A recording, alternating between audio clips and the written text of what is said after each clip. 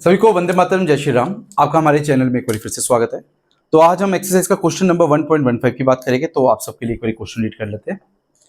Question number 1.15 और ये वाला क्वेश्चन आपके पास क्वेश्चन नंबर 1.14 के साथ कनेक्टेड है। 1.14 की वीडियो आपके पास मिल जाएगी यूट्यूब में ही आपको।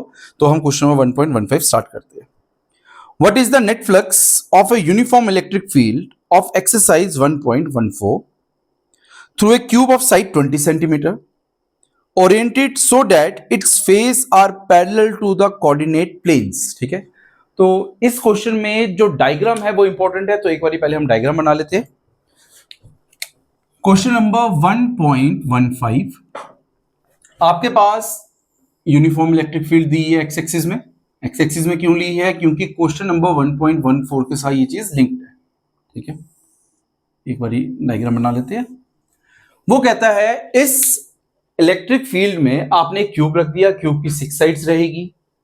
2 साइड्स इस लाइन के साथ पैरेलल परपेंडिकुलर रहने वाली है, बाकी साइड्स इसके साथ पैरेलल रहने वाली है। एरिया वेक्टर की टर्म में बात करें तो 2 साइड्स के साथ एंगल 0 डिग्री 180 डिग्री बनेगा, बाकी के साथ 90 डिग्री बनेगा। तो एक बार डायग्राम देख लेते हैं।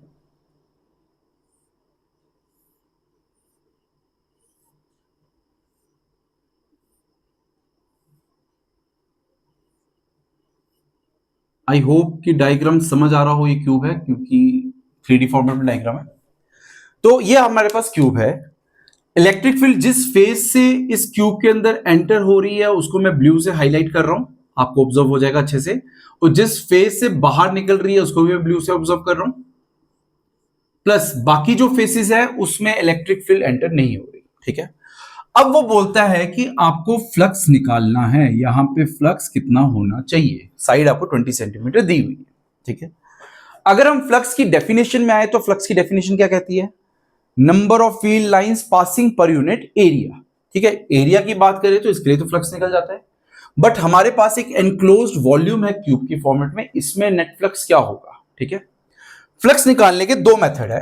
पहला method phi is equal to E dot S. जहां पे भी फ्लक्स निकालना है वहां पे फाई को ई डॉट एस लिख दो।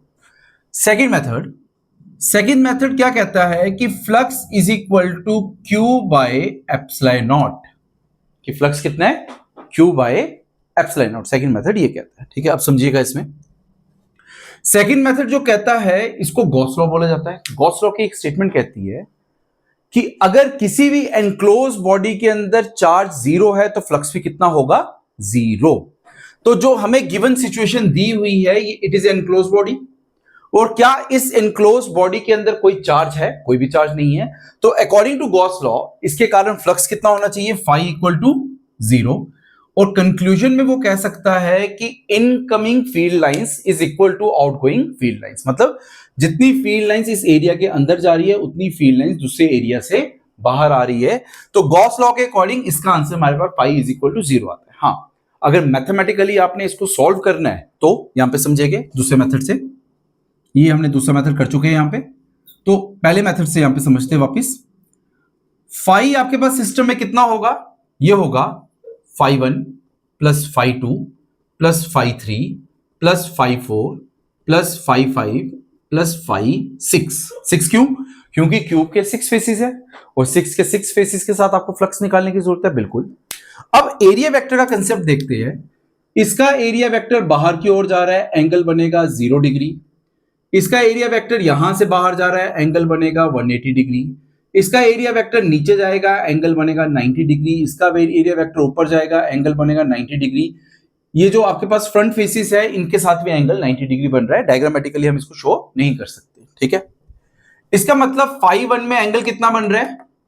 180 डिग्री। तो फाई 1 किसके बराबर होगा आपके पास? मैं सिर्फ वैल्यूज की टर्म में लिख रहा हूं। फाई 1 किसके बराबर? ई इंटू जो भी area A into cos of 180 degree.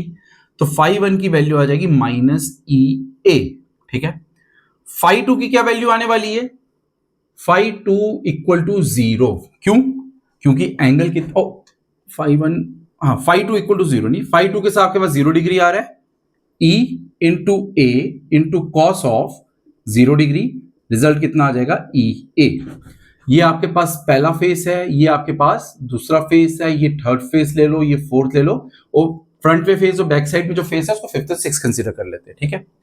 आगे फाइव थ्री की क्या वैल्यू आने वाली है, जीरो, क्योंकि cos 90 जीरो होता है। फाइव फोर कितना आएगा, जीरो, वापस cos 90 जीरो है। फाइव फाइव कितना होगा, जीरो, और फाइव सिक्स भी कितना होगा, जीरो, क्योंकि हर एक केस में cos 90 कितना है, जीरो।